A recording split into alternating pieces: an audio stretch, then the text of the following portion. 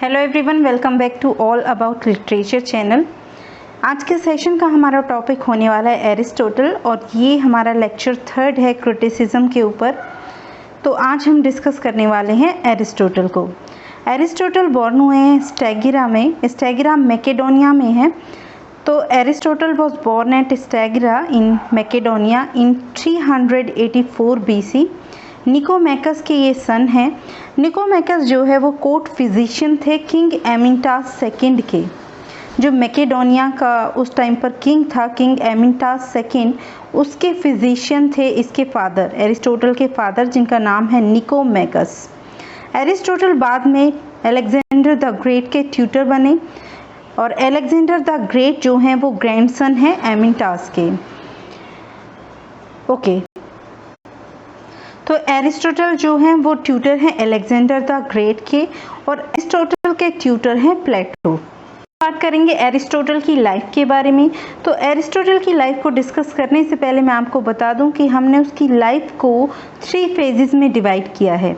तो सबसे पहले हम बात करेंगे the first phase of his life, जो कि प्लेटो की अकेडमी के बारे में बताता है। फर्स्ट फेज़ के अंदर हम देखते हैं कि जो एरिस्टोटल का कैरियर है वो स्टार्ट होता है 368 BC से। 368 और 367 अराउंड स्टार्ट होता है, जबकि जब वो 20 ईयर्स के थे एथेंस में एज अ मेंबर उन्होंने काम किया था द अकेडमी के लिए। द अकेडमी वही है जो कि प्लेटो ने फाइंड की थी। I already discussed in my first lecture that Plato ने जो एकेडमी फाउंड की थी उसका नाम था द अकेडमी। तो इसी एकेडमी के लिए 20 ईयर्स एरिस्टोटल ने काम किया था और ये वाला फेज़ यानी फर्स्ट फेज़ एरिस्टोटल की लाइफ का एंड होता है प्लेटो की डेथ के साथ। Now let's talk about the second phase of Aristotle's life. तो प्लेटो की डेथ के बाद एरिस्टोटल की लाइफ का, या हम कह सकते हैं एरिस्टोटल के कैरियर का सेकंड फेज स्टार्ट होता है। एरिस्टोटल द एकेडमी को लेफ्ट कर देते हैं और एसोस चले जाते हैं। एसोस जो है वो ट्रॉय के नियर है और एक दूसरे प्यूपिल हैं प्लेटो के जिनका नाम है ज़ेनोक्रेट्स। वो भी डिससेटिस्फाइड थे किससे, जो प्लेटो के सक्सेसर हुए एट द एकेडमी। तो जब एरिस्टोटल एसोस चले जाते हैं तो वहाँ पर द प्लेटोनिक सर्कल ज्वाइन कर लेते हैं। द प्लेटोनिक सर्कल जो है उसे इरास्टस और कोरिस्कस ने स्टार्ट किया था। उसके बाद एरिस्टोटल जो है हर्मियस के कांटेक्ट में आते हैं। हर्मियस कौन है? हर्मियस है एक टायरेंट जिसने खुद को एसोस और एटेनियस का टायरेंट इस्टेब्लिश कर लिया था। तो हर्मियस की डॉटर थी, अडॉप्टेड डॉटर थी हर्मियस की, जिससे एरिस्टोटल ने शादी की थी। 342 BC में क्या होता है, 342 BC में फिलिप ऑफ मैकेडन इनवाइट करते हैं एरिस्टोटल को अपने बेटे को पढ़ाने के लिए। उनका बेटा कौन है? Alexander the great. तो एरिस्टोटल पढ़ाते हैं अलेक्जेंडर द ग्रेट को लिटरेचर और पॉलिटिकल साइंस। उसके बाद अलेक्जेंडर जो है थ्रोन पे आ जाते हैं और यहीं पर सेकंड फेज जो है एरिस्टोटल के कैरियर का वो ख़त्म हो जाता है। Now let's talk about the third phase of Aristotle's life. तो थर्ड फेज में क्या होता है, अलेक्जेंडर द ग्रेट जब मैकेडोनिया के थ्रोन पर आ जाते हैं तो एरिस्टोटल वापस एथेंस आ जाते हैं और वहाँ पर एक स्कूल, अपना स्कूल लीसियम जिसका नाम है वो सेटअप करते हैं। तो अपने स्कूल का सेटअप करते हैं जिसका नाम है लीसियम।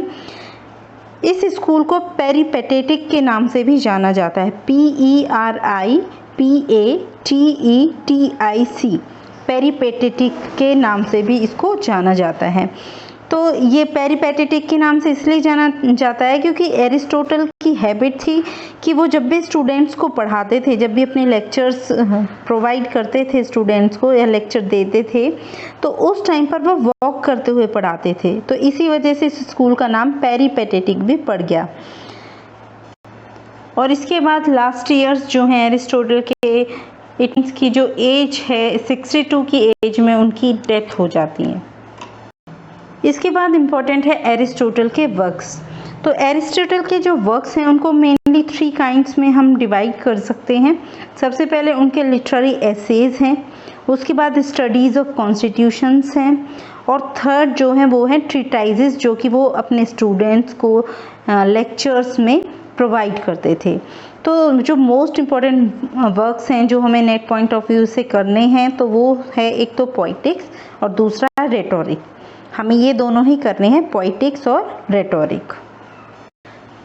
Now let's talk about the poetics.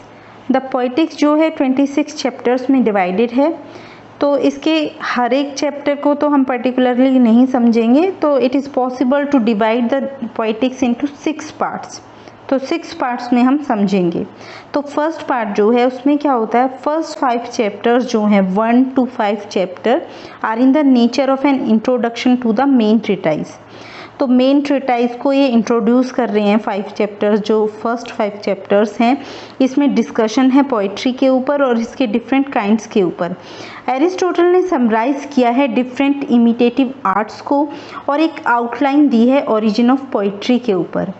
और इसकी जो मेन फॉर्म्स है, यानी पोइट्री की जो मेन फॉर्म्स है उसकी डेवलपमेंट की बात की है, नेमली ट्रेजेडी एंड कॉमेडी। तो ये था हमारा फर्स्ट पार्ट। सेकंड पार्ट जो है जिसमें चैप्टर 6 से लेकर 19 तक आते हैं, चैप्टर 6 to 19 जो हैं वो डील करते हैं ट्रेजेडी से। एरिस्टोटल ने डिफाइन किया है ट्रेजेडी को और डिस्कस किया है ट्रेजेडी के एलिमेंट्स को। A major portion is accorded to the discussion of plot with 1 chapter given to character 15 and 2 chapter to suggestions to poets on their art 17 and 18। तो मेजर पोर्शन जो है वो प्लॉट का discussion के बारे में है और एक चैप्टर जो है वो कैरेक्टर के बारे में दिया है। जो चैप्टर 15 है वो कैरेक्टर के बारे में है और जो 2 चैप्टर्स हैं, 2 चैप्टर्स मीन्स चैप्टर 17 और चैप्टर 18, इसमें पोइट्स को सजेशन दिए हैं उनकी आर्ट के बारे में। तो ये था हमारा सेकंड पार्ट। अब जो थर्ड पार्ट है, थर्ड पार्ट में आते हैं चैप्टर 20 और चैप्टर 21 और 22। चैप्टर 20 से लेकर 22 तक आते हैं थर्ड पार्ट में और इसमें डिक्शन के ऊपर डिस्कशन होता है। तो थर्ड पार्ट में जो चैप्टर 20 से लेकर 22 तक है उसमें क्या होता है, डिक्शन के ऊपर डिस्कशन होता है सिर्फ। नेक्स्ट पार्ट जो है हमारा पार्ट 4, उसमें क्या है, पार्ट 4 में सिर्फ चैप्टर 23 है और चैप्टर 23 डील करता है नरेटिव पोइट्री से और नरेटिव पोइट्री को कंपेयर करते हैं ट्रेजेडी के साथ। ये था हमारा चैप्टर 23 और पार्ट 4। उसके बाद आता है हमारा पार्ट 5। पार्ट 5 में चैप्टर्स आते हैं 24 और 26। पार्ट 5 के अंदर चैप्टर 24 और 26 हैं जो डील करते हैं एपिक से और कंसीडर करते हैं रिलेटिव मेरिट्स को और सुपीरियरिटी को। जो ट्रीटमेंट है थॉट ब्रीफ से, ये वो कंसाइज है और फुल ऑफ मीनिंग है।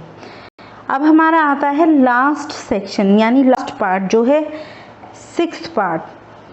6th पार्ट में आता है हमारा चैप्टर 25। चैप्टर 25 जो है वो क्रिटिकल प्रॉब्लम से डील करता है और जो भी ऑब्जेक्शंस हैं, किसी भी जो भी प्रिंसिपल्स के ऊपर ऑब्जेक्शंस है वो सारे यहाँ पर 25 चैप्टर में रिजॉल्व होते हैं। तो ये सारी चीज़ें थी हमारी द पोइटिक्स के बारे में है। नेक्स्ट वर्क है द रेटोरिक। द रेटोरिक जो है 3 बुक से मिलकर बना है। बुक 1 में हमें एक जनरल ओवरव्यू मिलता है। इसमें रेटोरिक के पर्पस के बारे में पता लगता है, डेफिनेशन के बारे में बात होती है, उसके मेजर कॉन्टेक्स्ट और टाइप्स ऑफ रेटोरिक के बारे में बात होती है।